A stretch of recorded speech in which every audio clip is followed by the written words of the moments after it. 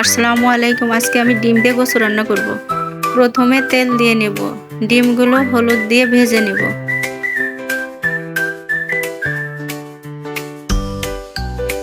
এবার কেটে রাখা পেঁয়াজ বাটা, রসুন বাটা, মরিচ বাটা ও স্বাদ মতো লবণ, মরিচের গুঁড়া, হলুদের গুঁড়া ও ধনিয়া ও জিরা গুঁড়া দিয়ে অল্প পরিমাণ পানি দিয়ে ঢেকে দেব।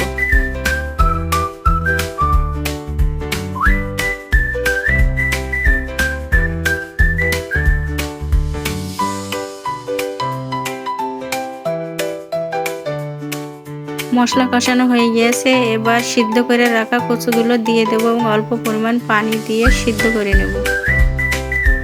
সিদ্ধ হয়ে গিয়েছে, এবার ভেজে রাখা ডিমগুলো দিয়ে দেব এবং পরিমাণ মতো ঝোলের পানি দিয়ে দেব। তরকারিটা হয়ে আসছে, এবার ভেজে রাখা জিরা গুঁড়া দিয়ে দেব। খুব সহজে হয়ে গেল মজাদার ডিম দিয়ে কচু রান্না।